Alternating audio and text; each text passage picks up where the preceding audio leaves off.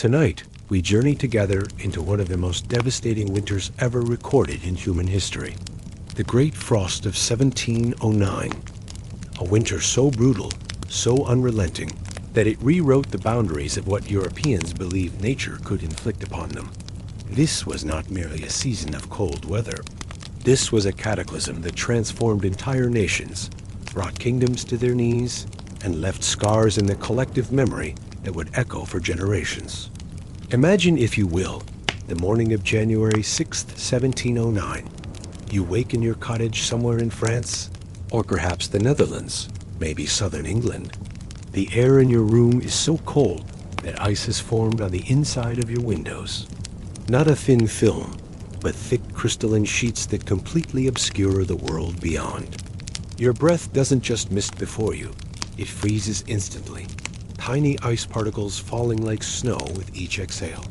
The water you left by your bedside has frozen solid. The wooden bucket split by the expanding ice. You venture outside, and the world you knew has vanished. The landscape stretches before you, utterly transformed into something alien and hostile. Trees that have stood for a century have split down their centers with sounds like cannon fire. Their sap frozen and expanded until the wood could no longer contain it. Birds lie dead in drifts beneath hedgerows, frozen mid-flight and fallen from the sky.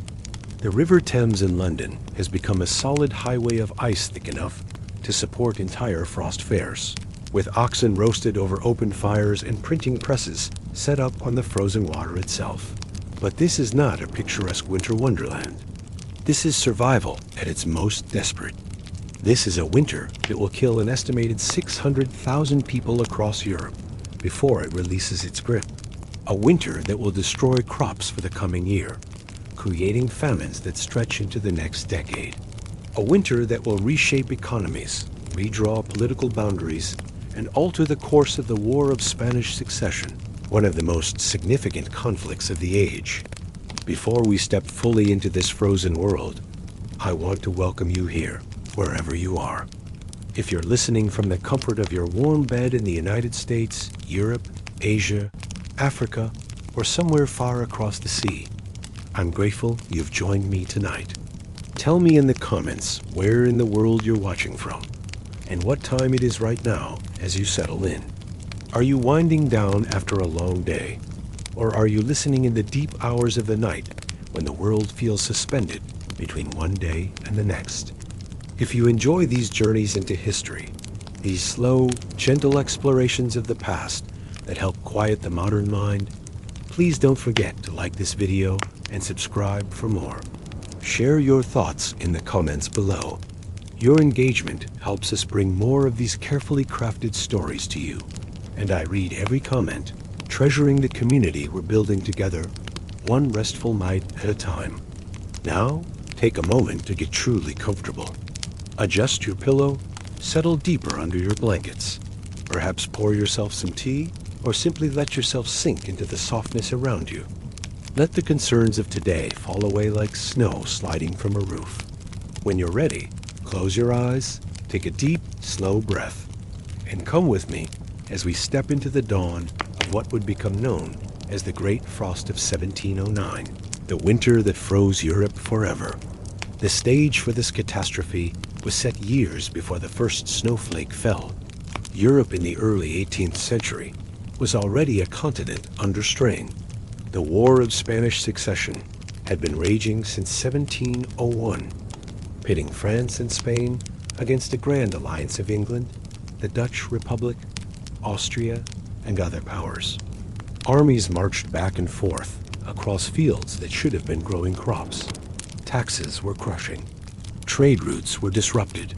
And the common people, the farmers, merchants, and laborers who formed the backbone of any society, were already stretched thin, already vulnerable. The climate itself had been unstable for years.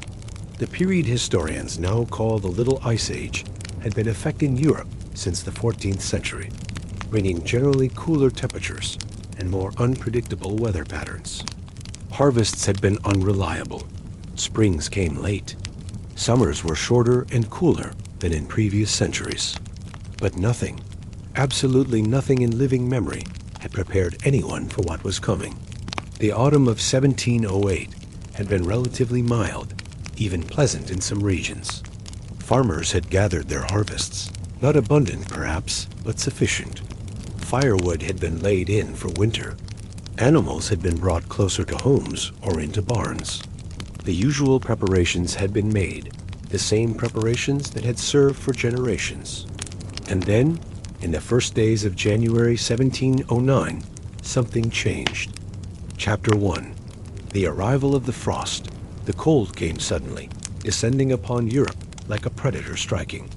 There was no gradual cooling, no gentle transition from autumn chill to winter cold. Instead, witnesses across the continent reported that the temperature seemed to plummet overnight, as if some great celestial door had been opened, allowing the icy breath of the void itself to pour across the land. In Paris, the temperature dropped so rapidly that the Seine, that great artery of commerce and life, began to freeze at a visible rate.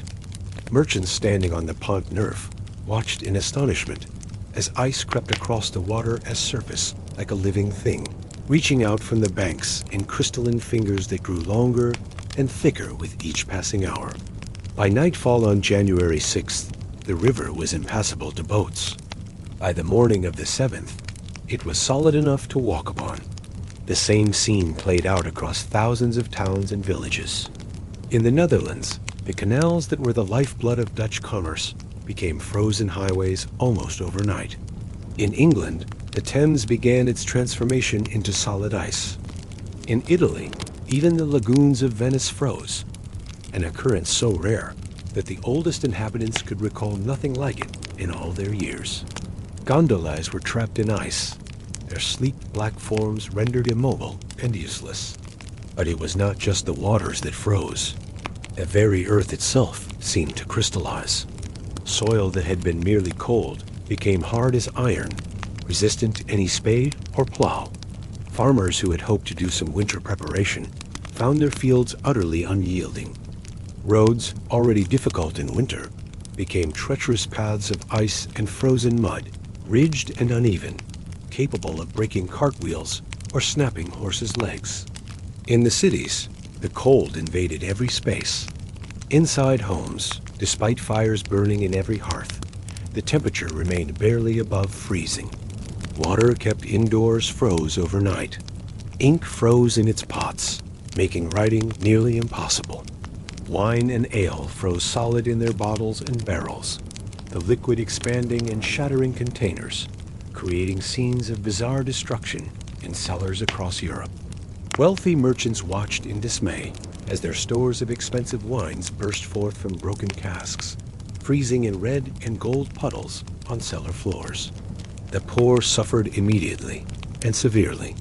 Those in cramped urban tenements had little fuel and inadequate clothing.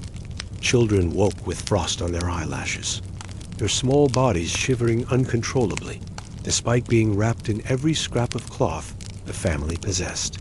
The elderly, already weakened by the privations of war and previous hard years, began to succumb within days.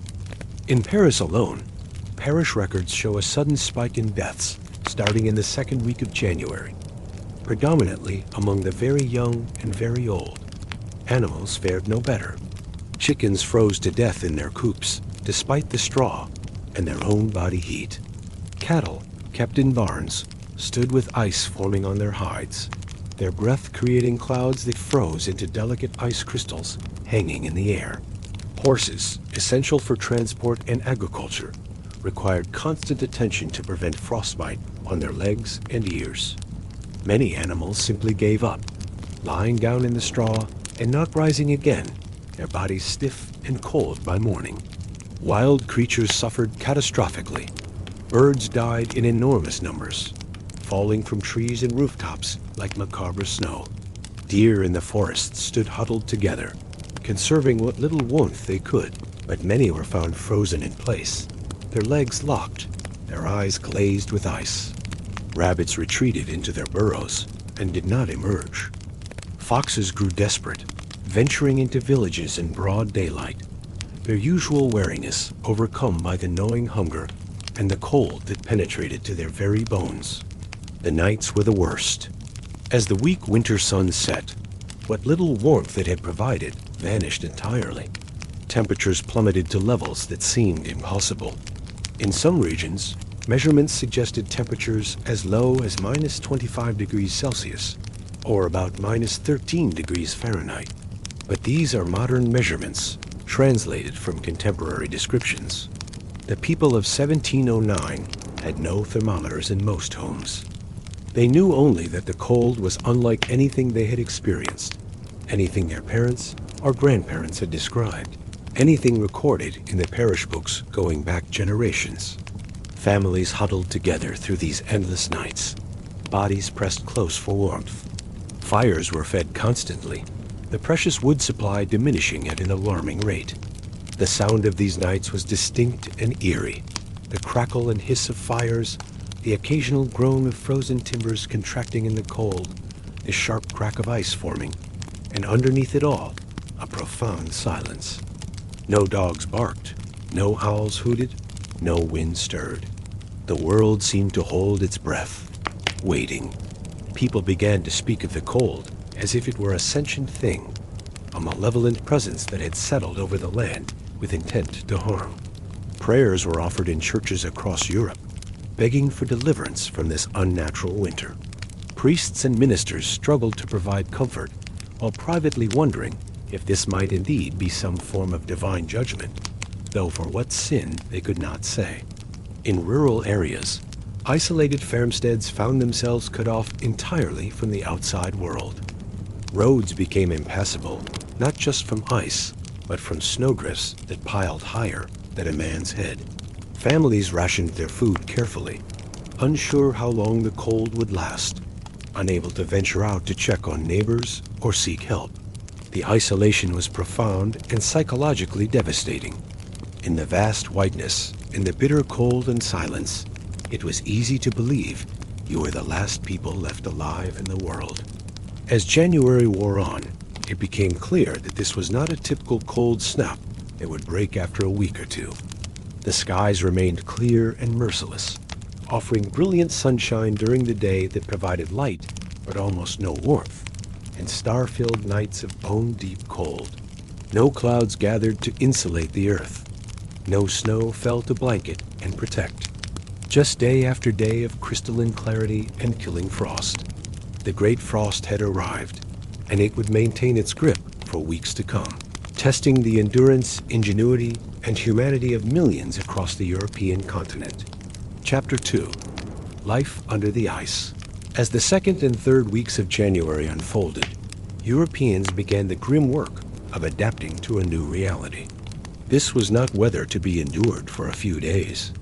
This was a fundamental alteration of the world they knew, requiring changes to every aspect of daily life. The initial shock gave way to a determined, if weary, resilience. In the great cities, markets transformed. Vendors who normally displayed their wares on open carts now huddled in whatever shelter they could find, their goods protected under layers of cloth and straw. The fish markets fell silent, their usual abundance replaced by empty stalls. With rivers and coastal waters frozen, fishing was impossible. What little fish was available had been preserved from before the freeze, and it commanded prices that only the wealthy could afford. Bread, the staple of life for rich and poor alike, became increasingly precious. Bakers struggled with flour that had frozen and clumped, with water that had to be thawed before it could be mixed into dough, with ovens that required enormous amounts of fuel to maintain the necessary heat. The bread that emerged was often inferior, dense and poorly risen, but it was bread, and people were grateful for it. Lines formed before dawn outside bakeries, people stamping their feet and blowing on their hands, waiting hours for the chance to purchase a loaf. The price of firewood skyrocketed. What had been affordable became a luxury. Forests near cities and towns were stripped bare as people desperately sought fuel. Trees were cut legally and illegally. Fences disappeared overnight, their wood repurposed for fires. Furniture was broken up and burned. Anything combustible became potential fuel. The wealthy bought up supplies, hoarding wood in their cellars and courtyards, while the poor made do with whatever scraps they could find, burning green wood that produced more smoke than heat, or resorting to dried dung and straw. In homes across Europe, daily routines changed dramatically. Rising in the morning became an ordeal. Bedclothes, warmed by body heat through the night, had to be abandoned for the shocking cold of the room. Getting dressed meant fumbling with frozen cloth, pulling on multiple layers while teeth chattered and fingers numbed. Chamber pots froze overnight, creating disgusting and difficult situations. Washing was reduced to the bare minimum, with water too precious and too difficult to heat for anything beyond the most essential hygiene. Meals became simpler and smaller. With food supplies uncertain and fuel scarce, elaborate cooking was impossible. Soups and stews became the norm, one-pot meals that could simmer slowly, making the most of whatever vegetables, grains, and scraps of meat were available. These pots often stayed on the fire all day, providing both food and a small amount of heat. The smell of these cooking fires, mixing with wood smoke and the underlying scent of unwashed bodies in unwashed clothes, created an atmosphere in homes that was simultaneously comforting and oppressive. Children's lives changed profoundly. Play moved indoors, constrained to small spaces near fires. The usual rough-and-tumble outdoor games were impossible. Instead, children learned to entertain themselves with quieter pursuits. Simple games with stones or scraps of wood, listening to stories told by adults, learning basic skills like sewing or whittling. Many fell ill, their small bodies unable to withstand the constant cold despite the best efforts of their parents. Coughs and fevers spread through households, and there was little that could be done beyond keeping the sick as warm and fed as possible. Children's lives changed profoundly. Play moved indoors, constrained to small spaces near fires. The usual rough-and-tumble outdoor games were impossible. Instead, children learned to entertain themselves with quieter pursuits. Simple games with stones or scraps of wood, listening to stories told by adults, learning basic skills like sewing or whittling. Many fell ill, their small bodies unable to withstand the constant cold despite the best efforts of their parents. Coughs and fevers spread through households, and there was little that could be done beyond keeping the sick as warm and fed as possible. For women, the burden of maintaining a household under these conditions was enormous. Water had to be obtained and thawed. Fires had to be maintained constantly. Food had to be prepared with limited ingredients and fuel. Clothes and bedding had to be kept as dry as possible in the damp, cold air. Children and often elderly relatives had to be cared for. And all of this had to be done while dealing with their own discomfort, hunger, and fear. The strength and resilience of women during the Great Frost cannot be overstated. Men faced their own challenges. Those who worked in trades found their work nearly impossible. Blacksmiths struggled with metal that was brittle in the cold.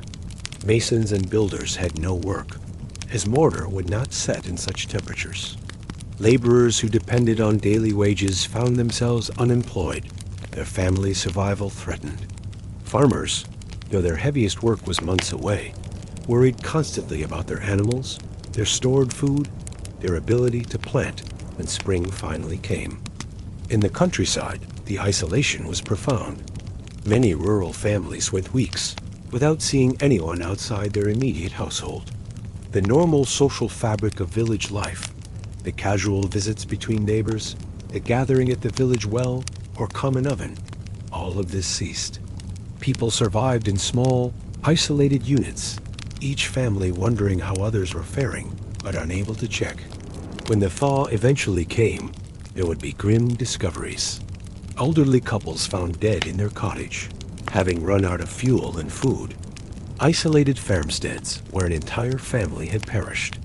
Children orphaned when parents succumbed to cold or illness. Yet amid the hardship, there were also moments of unexpected beauty and even joy. The ice that covered everything transformed the world into something otherworldly. Trees became sculptures of crystal. Frozen waterfalls created spectacular displays. The snow, when it did fall, was of a dry, powdery quality that sparkled like diamonds in the sunlight. Children, resilient as always, found wonder in this strange new world, even as they shivered in their inadequate clothing. Communities also came together in ways that might not have happened in easier times. Wealthier neighbors shared resources with those in need. Villages organized collective efforts to ensure everyone had at least some fuel and food. Churches and monasteries opened their doors to those who had nothing, providing warmth, food, and shelter. Stories of kindness and generosity during the Great Frost appear frequently in contemporary accounts, small lights of humanity in a dark time. Religious observance intensified. Churches were filled with people seeking both spiritual comfort and the physical warmth of bodies gathered together. Prayers for relief from the cold were offered daily. Some saw the frost as divine punishment and called for repentance. Others viewed it as a test of faith. Regardless of interpretation, religion provided a framework for understanding the suffering and a source of hope that it would eventually end. As January turned to February, with no sign of the cold abating, a grim realization settled over Europe. This was not going to be a short-term crisis. The implications for the coming year were becoming clear. Crops frozen in the ground would not sprout. Trees damaged by the frost would not bear fruit. Animals that had died could not be replaced. The Great Frost was not just a winter disaster. It was the beginning of a catastrophe that would extend far beyond the eventual thaw. Chapter 3. The Frozen Economy. While individuals and families struggled with the immediate challenges of survival, the Great Frost was simultaneously wreaking havoc on the economic systems that underpinned European society. Trade, commerce, manufacturing, agriculture, every sector of the economy felt the impact of those weeks of brutal cold, and the effects would ripple outward for years to come. The most immediate and visible impact was on transportation. With rivers frozen, the primary arteries of commerce in the early 18th century were closed. Goods that normally flowed freely along waterways were stranded. Grain stored in one region could not reach markets in another. Coal from mines could not reach cities. Manufactured goods could not reach their customers. The entire intricate network of trade that connected Europe seized up like a frozen mechanism. Roads offered no alternative. Even where they existed, they were impassable. Frozen solid into ridged, uneven surfaces, they destroyed cartwheels and injured horses. Snow and ice made them invisible in many places, causing vehicles to veer off into ditches where they would remain until the thaw. The few travelers who attempted to move goods overland found the journey so expensive, so slow, and so dangerous that it was rarely worthwhile. Ports froze, trapping ships in ice. The great maritime cities of Europe, Amsterdam, London, Hamburg, found their harbors solid and their commerce paralyzed. Ships carrying everything from spices to timber to grain sat immobile, their cargoes locked in their holds. Sailors and dock workers found themselves unemployed, their livelihoods vanished. The economic impact radiated outward. Chandlers who supplied ships, taverns where sailors spent their wages, merchants who traded in maritime goods, all suffered. The War of Spanish Succession, already a drain on European resources, became even more burdensome under the frost. Armies could not move. Supplies could not reach troops. Soldiers suffered terribly, dying of cold and hunger in camps and garrisons. The military operations that had been planned for the winter and spring of 1709 had to be abandoned or drastically modified. Historians argue that the Great Frost altered the course of the war, delaying operations and changing strategic calculations in ways that affected the eventual peace settlement. Agriculture faced catastrophe. The crops that were in the ground, primarily winter wheat and other grains, planted in the fall to overwinter and be harvested in summer, froze and died. The frost penetrated so deeply into the soil that roots were killed. Even hardy plants that normally survived winter could not withstand this onslaught. When farmers eventually examined their fields after the thaw, they found destruction on a scale that was difficult to comprehend. In some regions, 100% of winter crops were lost. Fruit trees suffered enormously. The sap within them froze and expanded, splitting trunks and branches. Ancient orchards, some with trees more than a century old, were destroyed in a matter of weeks. Olive groves in southern France and northern Italy, grapevines throughout wine-producing regions, all sustained damage and would take years to recover from. The economic impact was staggering. Not only was the 1709 harvest lost, but the productive capacity for future years was severely damaged. Livestock losses were severe. Cattle, sheep, pigs, and chickens died in enormous numbers. Farmers struggled to keep their animals alive, but with fodder running low, water frozen, and the cold penetrating even into barns, many could not be saved. These were not just sources of food. These were capital, wealth, the foundation of agricultural production. A farmer who lost his cattle had lost his ability to plow fields, transport goods, and produce dairy products. Recovery would require years of rebuilding herds. The wine industry, crucial to the French economy, was devastated. Not only did grapevines freeze and die, but stores of wine already produced froze and burst their containers. Barrels split, releasing their precious contents to freeze in cellar floors. Bottles shattered. Merchants watched fortunes literally evaporate as the liquid they had invested in turned to ice and then to useless, contaminated puddles. The 1709 vintage was lost before it began, and the destruction of vines meant reduced production for years to come. Manufacturing of all kinds slowed or stopped. Workshops were too cold for intricate work. Materials became brittle or unworkable in the low temperatures. Apprentices and journeymen could not reach their masters. Markets for finished goods collapsed as people focused entirely on immediate survival. The skilled craftsmen who were the backbone of urban economies found themselves idle, their savings depleting, their futures uncertain. The financial sector, still relatively primitive by modern standards, but increasingly important, also felt the impact. Credit networks broke down as merchants could not meet obligations when their goods could not move. Bankers faced defaults. Trade fairs, where much business was conducted, were canceled. The flow of coin slowed to a trickle as economic activity contracted. Even for the wealthy, liquidity became a problem when assets were frozen as surely as the rivers.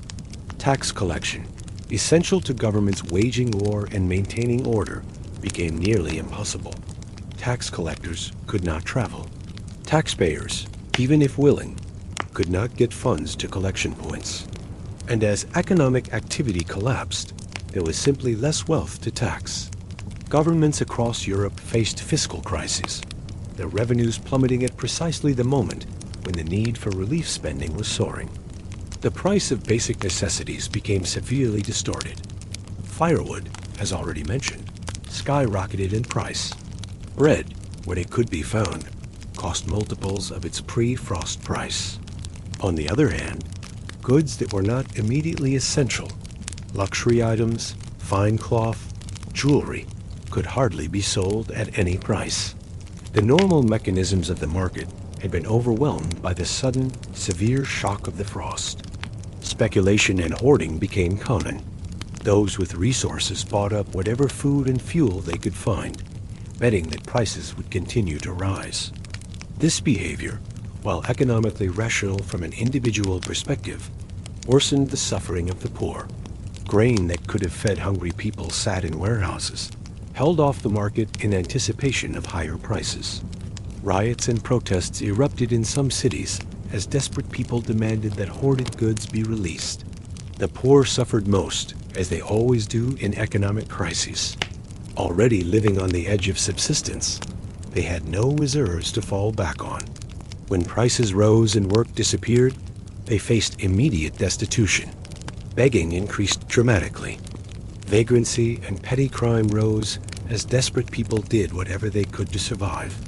Workhouses and charitable institutions were overwhelmed with applicants. their meager resources stretched impossibly thin. Even as people struggled day to day, the longer-term economic implications were becoming clear. The 1709 harvest, so badly damaged, would mean food shortages extending through the following year. Seed grain that might have been planted was being eaten out of immediate necessity. Farmers who had lost animals would not be able to plow and plant effectively even when spring came. The economic damage from the Great Frost would not end with the thaw. It would echo through the economy for years, compounding the already severe strains of ongoing war. Chapter 4.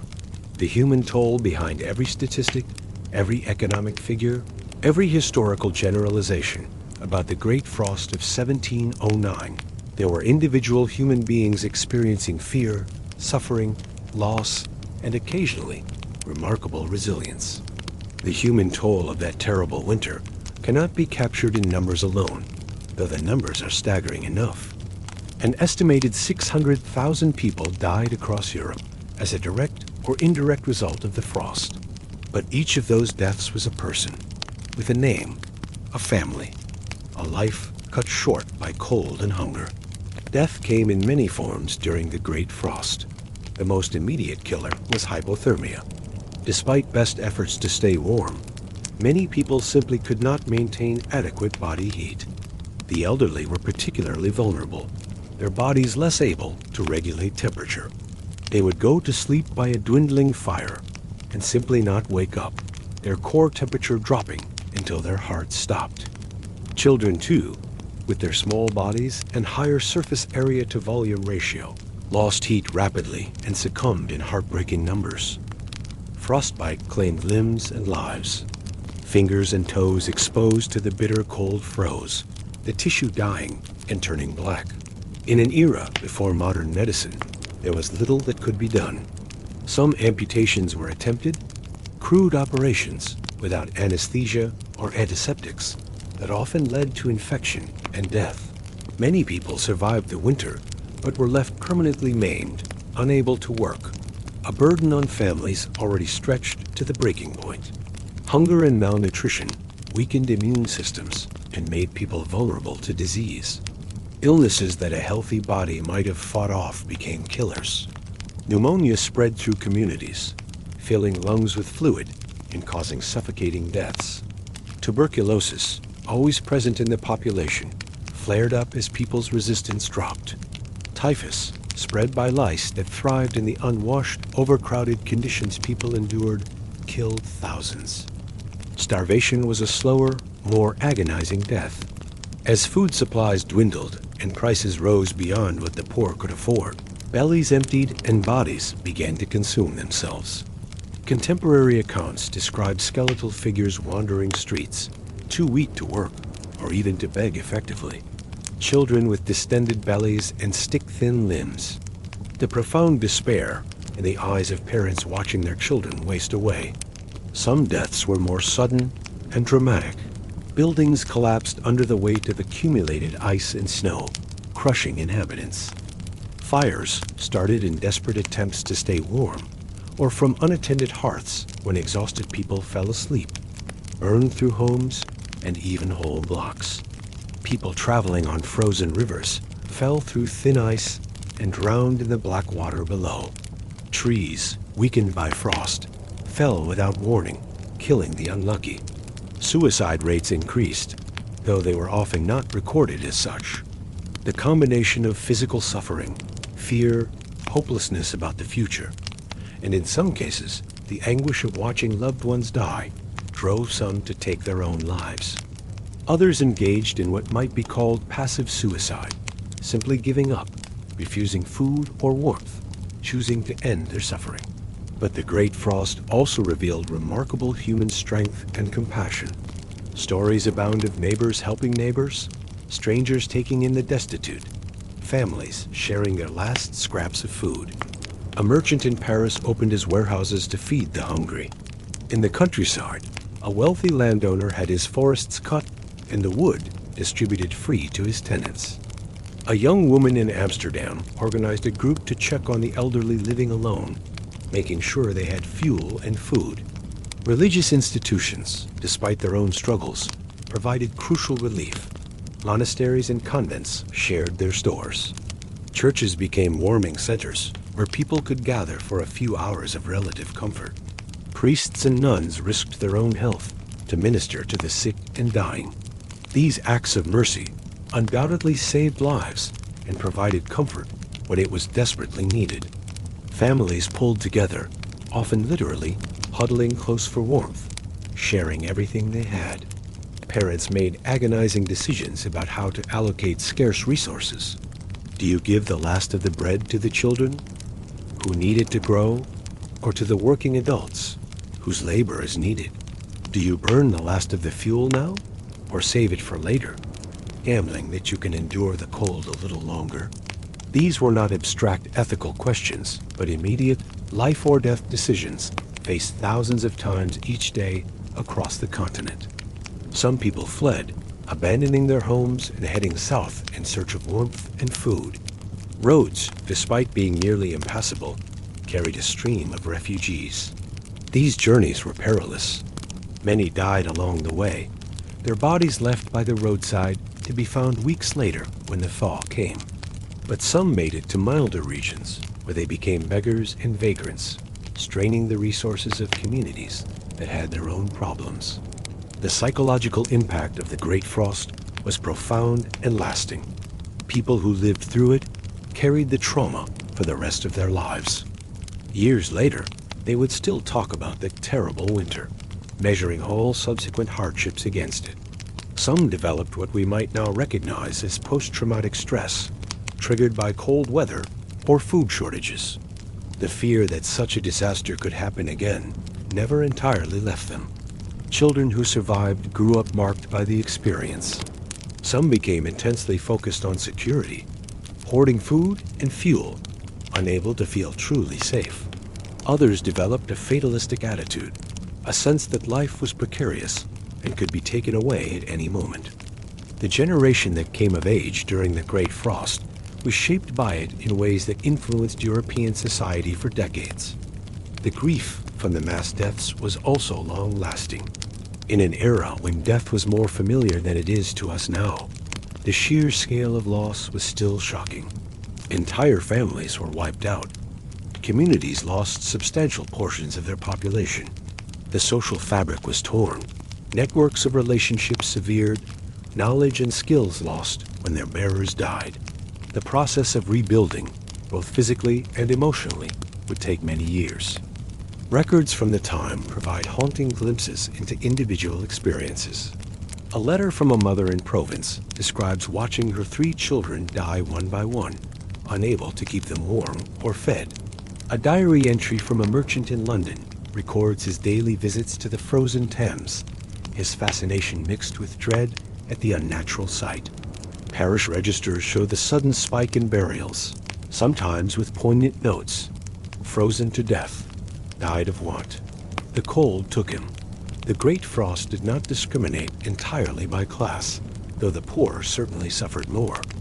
Even the wealthy felt the cold, went hungry when food could not be transported, lost loved ones to disease and accident.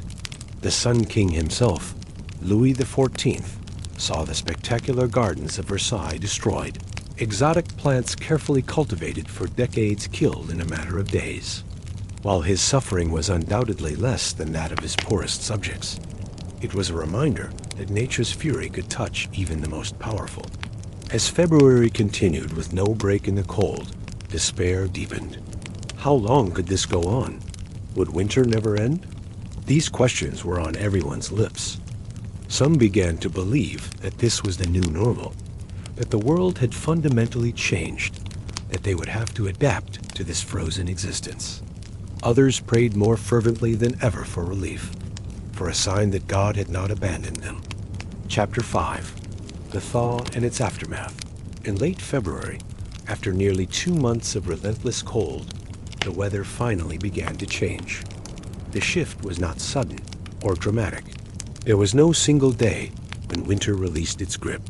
Instead, it was a gradual easing, barely perceptible at first, then increasingly obvious. Temperatures rose slightly. A degree one day, another the next. Barely enough to feel, but enough to make a difference. The first sign that many people noticed was the sound of dripping water. Ice that had formed on roofs and eaves began to melt, creating tinkling, running sounds that had been absent for weeks. These sounds, so ordinary in normal times, were greeted with joy. Water was moving again. The world was coming back to life. Children ran outside to catch the drops on their tongues, laughing at the simple pleasure. As temperatures rose above freezing during the day, the melting accelerated.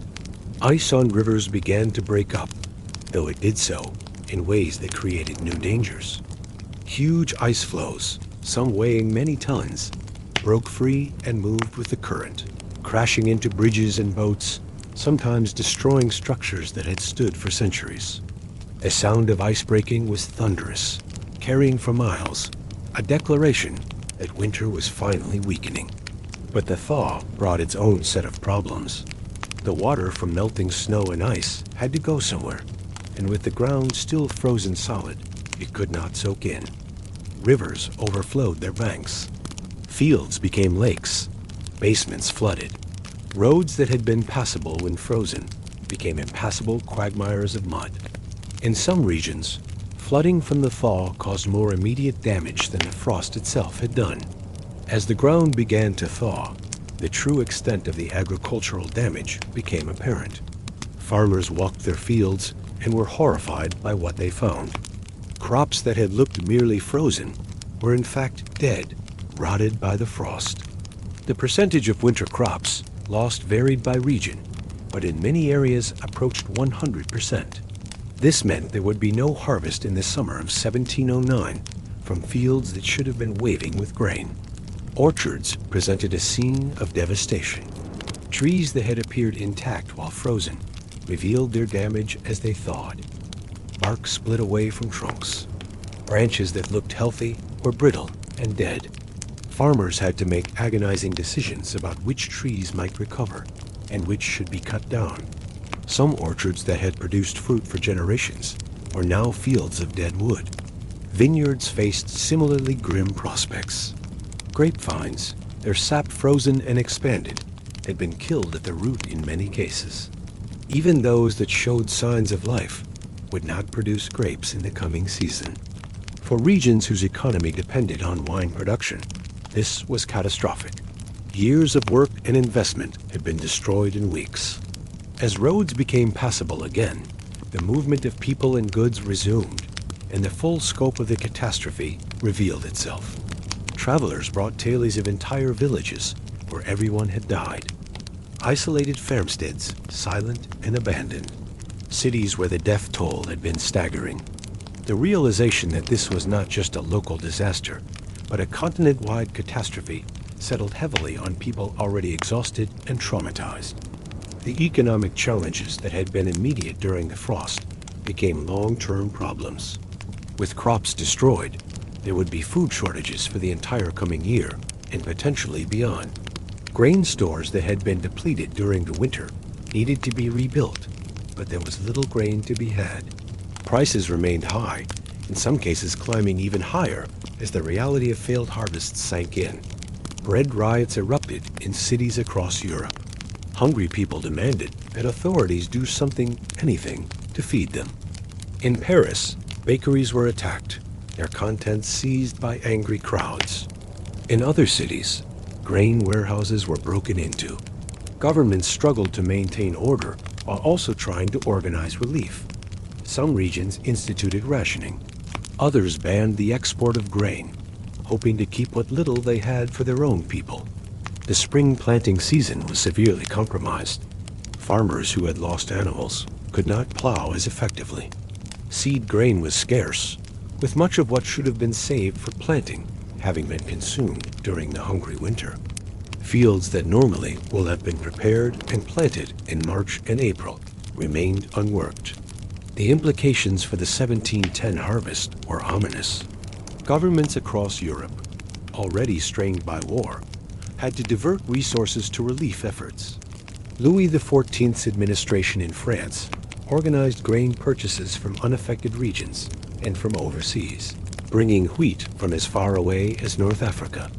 The English government similarly intervened in food markets, trying to ensure adequate supplies. These efforts helped, but could not completely overcome the scale of the shortage. The war itself was affected.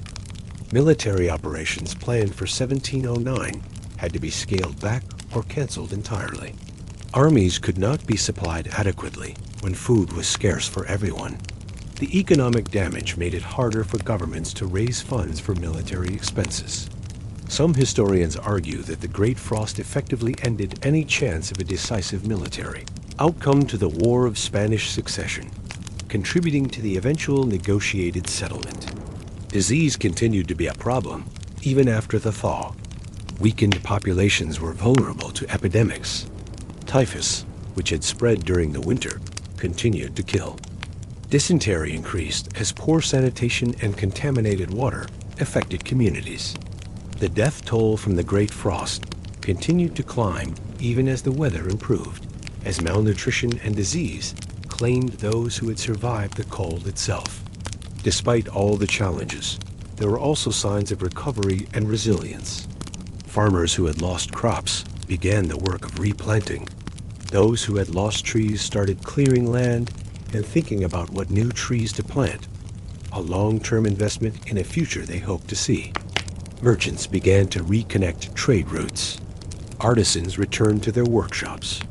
Life, that most persistent of forces, began to reassert itself. Communities came together to rebuild. Neighbors helped each other repair damage. Villages organized collective efforts to clear fields, restore buildings, help those who had lost everything. The bonds forged during a crisis often lasted, creating a sense of solidarity that endured beyond the immediate emergency. People who had shared their last piece of bread or their last stick of firewood had formed connections that time would not easily erase. The spring of 1709, when it finally arrived fully, was greeted with a relief and joy that was almost religious in its intensity. The first green shoots pushing through the soil were like miracles.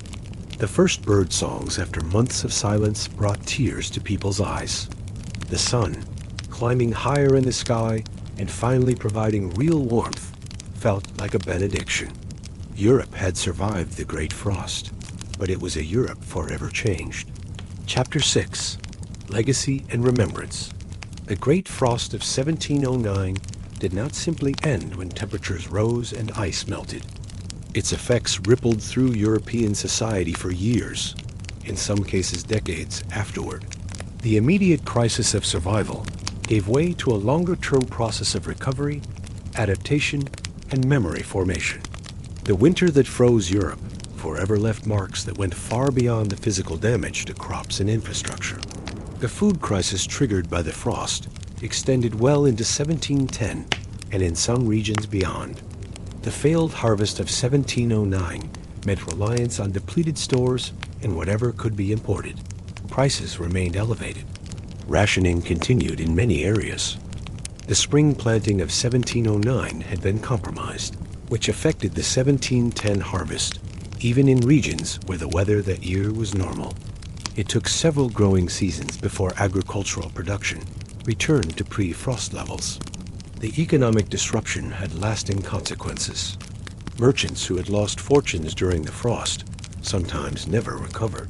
Trade routes that had been disrupted were slow to rebuild. Some regions that had been economically vibrant before 1709 never fully regained their prosperity. The frost accelerated economic changes that were already underway, contributing to the relative decline of some areas and the rise of others. The demographic impact was significant.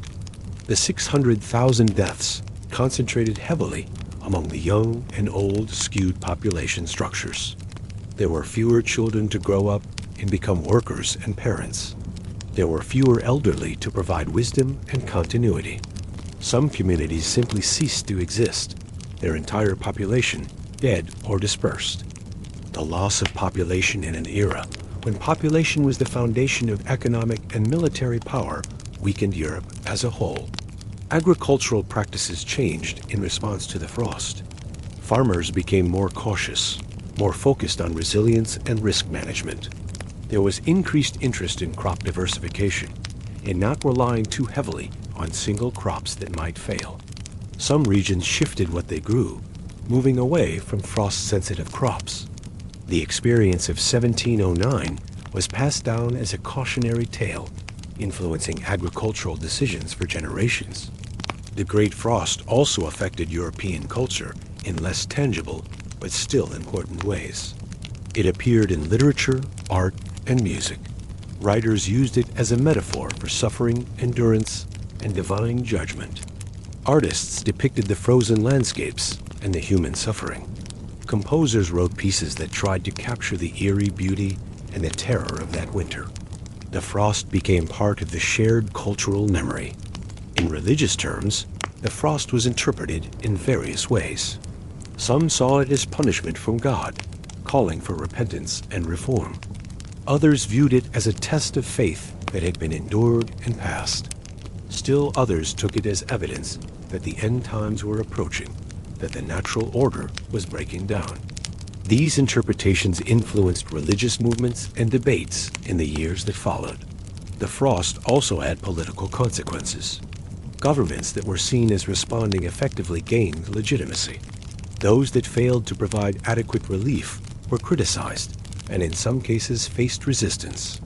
The experience of collective suffering and the need for government intervention in the economy to prevent mass starvation contributed to evolving ideas about the role and responsibility of the state. Scientific interest in the frost was considerable. This was the early days of the Enlightenment, a time when educated Europeans were increasingly curious about natural phenomena and sought rational explanations. The frost prompted observations and theories. While meteorology was still primitive, the detailed records kept during the winter of 1709 became important data points for future scientists studying climate and weather patterns. We now understand the Great Frost in the context of the Little Ice Age, a period of generally cooler temperatures in Europe from roughly the 14th to the 19th centuries. The winter of 1709 was an extreme event within this larger pattern. Climate scientists studying historical climate variation use records from the Great Frost to understand the range of natural climate variability and to model possible future scenarios. The frost also affected European expansion and colonization. The economic damage and disruption contributed to interest in overseas colonies as sources of wealth and grain.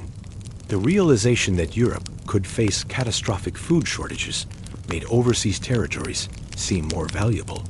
In this indirect way, the frost of 1709 contributed to the expansion of European imperialism in the 18th century. On a personal level, those who lived through the Great Frost carried it with them always. Their children and grandchildren heard stories of that terrible winter. Family histories recounted who survived and who didn't, which relatives displayed remarkable courage or kindness, how the family endured. These stories, passed down orally, kept the memory of the frost alive even as it receded into the past. Parish records, government documents, personal letters, and diaries all provide us with windows into the experience of the Great Frost. Historians have used these sources to piece together what happened and to understand its significance.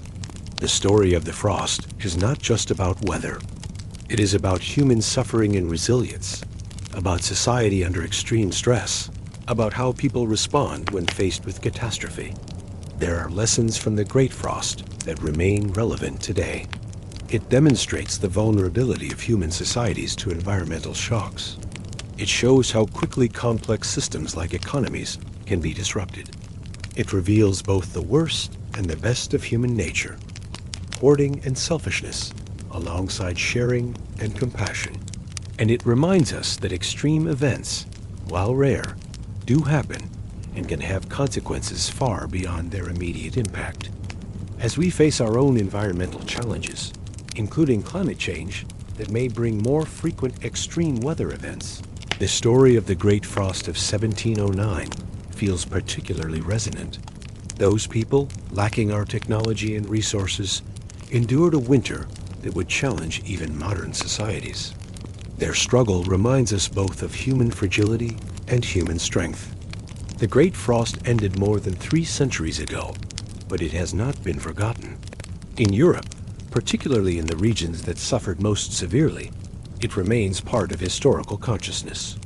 Plaques and monuments mark the floods that followed the thaw. Local histories recount the suffering and endurance. Family trees show the gaps, the lives cut short in that terrible winter. And so we remember the winter of 1709, the winter that froze Europe forever. Not because it was the longest or the coldest winter ever, though it was certainly both of those for those who experienced it, but because it tested an entire continent, because it revealed what human beings are capable of enduring, because it shaped history in ways both obvious and subtle. The Great Frost stands as a monument to suffering, survival, and the indomitable persistence of life. Conclusion. As we reach the end of our journey through the Great Frost of 1709, take a moment to appreciate the warmth around you, the comfort of your bed, the security of knowing that food and shelter are available. These things, which we often take for granted, are precious beyond measure. The people of 1709 knew this in a way we can barely imagine. Tonight, as you drift off to sleep, you might spare a thought for those millions who endured that terrible winter. For the mother who watched her children shiver despite her best efforts. For the farmer who saw a lifetime of work destroyed in weeks. For the elderly man who gave his portion of food to the young, knowing what it meant. For all those who suffered, who died, and who somehow found the strength to go on. Their struggle is not entirely distant from us. Climate change brings new environmental challenges. Economic disruptions can happen with shocking speed. The systems we depend on are more fragile than we often realize. The lessons of the Great Frost about resilience, community, compassion, and endurance remain valuable. But for now, let those heavy thoughts drift away. You are safe, you are warm, you are cared for. The frost of 1709 is long past. Winter always gives way to spring. The sun always returns. Life persists, adapts, and continues. Close your eyes now and breathe slowly and deeply. Feel yourself relaxing into comfort and safety. Let the story of the Great Frost fade into the background of your mind. A tale told, a history acknowledged. Tomorrow you will wake to a new day, with all its possibilities and challenges. But tonight, just rest. Imagine the spring that followed that terrible winter. The joy of the first warm day. The wonder of the first flowers. The relief of knowing the worst was over. Hold that feeling of relief, of gratitude, of hope renewed. Let it carry you gently into sleep. Thank you for joining me on this journey into the past. Thank you for your attention, your interest, your willingness to explore this moment in history. If you found this helpful, restful, or interesting, please like and subscribe. Leave a comment sharing your thoughts or telling me what other historical topics you delight to explore in this way. But most of all, sleep well. Rest deeply. Let the troubles of the day and the sorrows of history fade into peaceful darkness. The Great Frost of 1709 is over. You are here now, safe and warm. Everything is well. Close your eyes and drift into gentle, restorative sleep. Good night and sweet dreams.